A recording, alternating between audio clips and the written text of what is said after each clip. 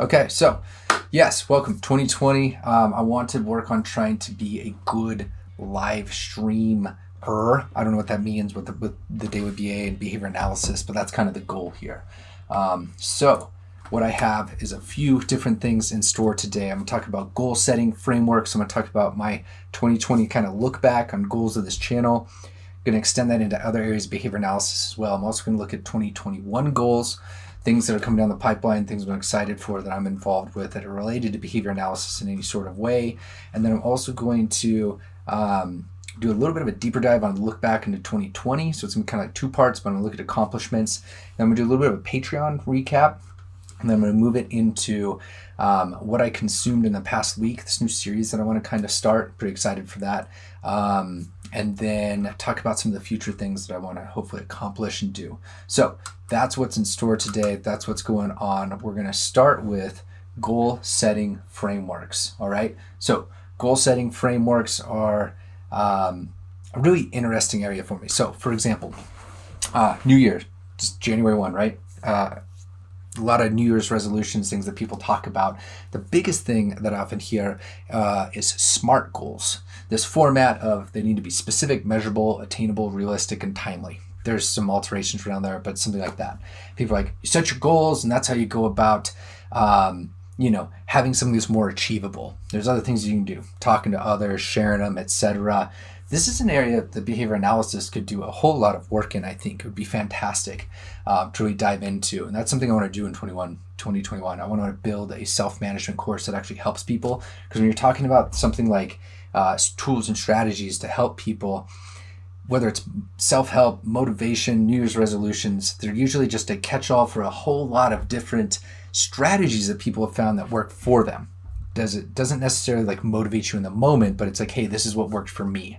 And it almost requires like a motivated individual to be already like they must have already learned those skill sets on how to motivate themselves to be able to use those strategies.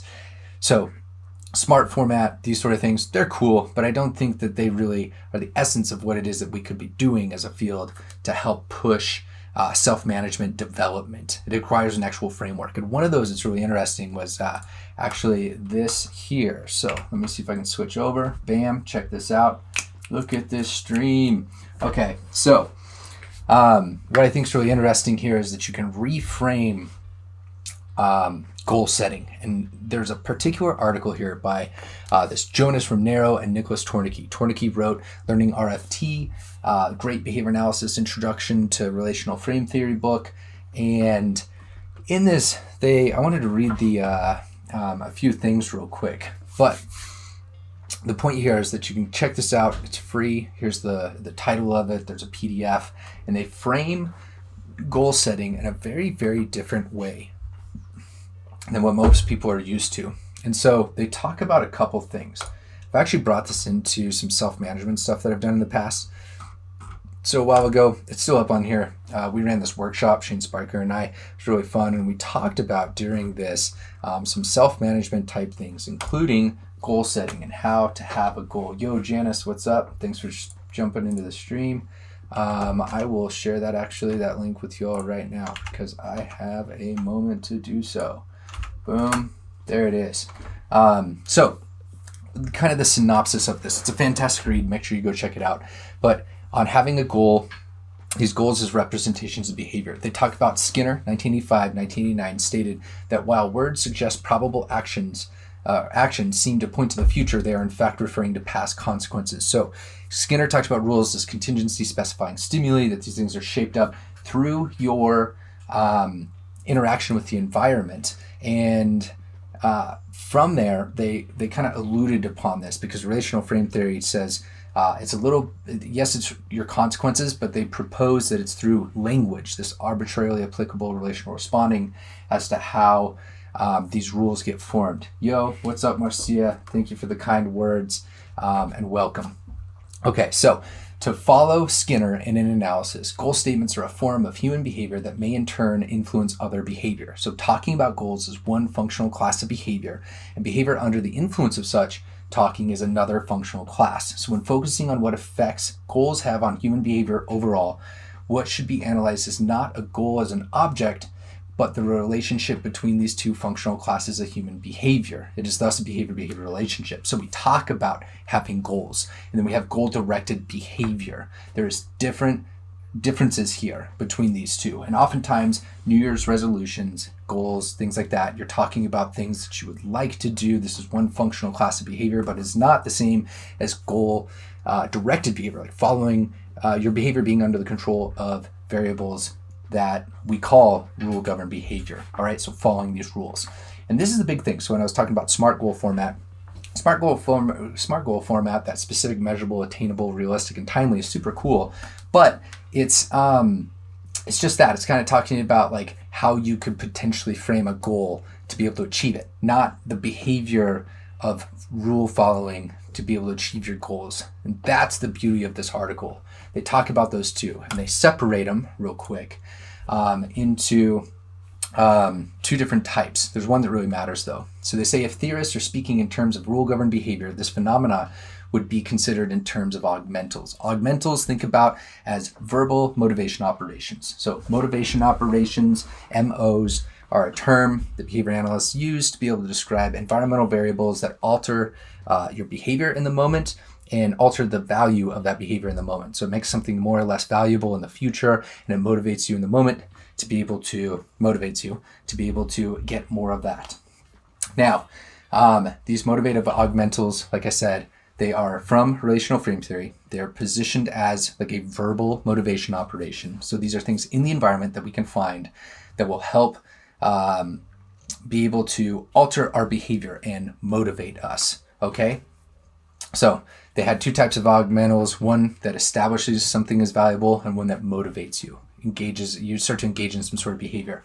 If we go back to this previous slide here, they talk about it's a behavior relationship, which in behavior analysis, you can't have antecedent behavior consequence, like in behavior analysis, you can't have behavior relationships. Let me rewind this. Behavior relationships aren't the most they're hard because behavior relationships are what psychology usually looks at. We're kind of curious, like when I state this rule that I want to follow, do I actually follow it? And we like to pull them together and say this behavior leads to this behavior. But in behavior analysis, behavior relationships are answered through looking at the antecedent consequences, the other variables that influence and follow behavior, and how those lead to the next behavioral contingencies. So behavior relations, just note here that there's always the stimuli on the outside, it's the antecedents, the consequences. So when I state a rule, if I want to do something, the consequences as a result of that will influence whether or not I actually engage in following the rule.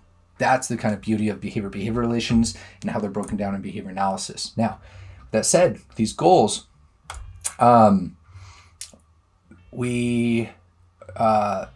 guess to kind of continue on, an augmental is a rule that affects the degree to which behavior consequences functions as reinforcing or punishing. So when we state something in a goal format, it can establish in different stimuli in our environment.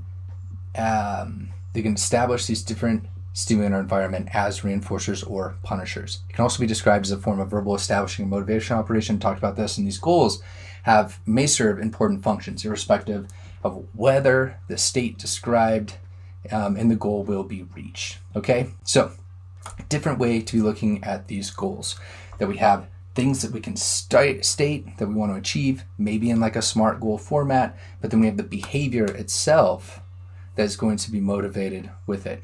And they say in this article that they treat goal-directed behavior as behavior under the influence of other behavior. Now remember, those stimuli are going to be there still.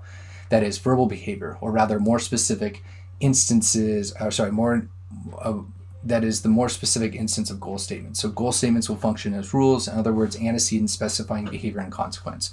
So we have a goal statement, such as a SMART goal, and then that will serve potentially to influence behavior. So if you're setting your goals today as a behavior analyst of what you want to achieve, and you've been thinking about your New Year's resolutions, note that the SMART goal format is set up there to be able to make them a little bit more measurable and attainable, but they're not necessarily going to lead to the behavior itself of writing them down. And that may function for you, but it may not.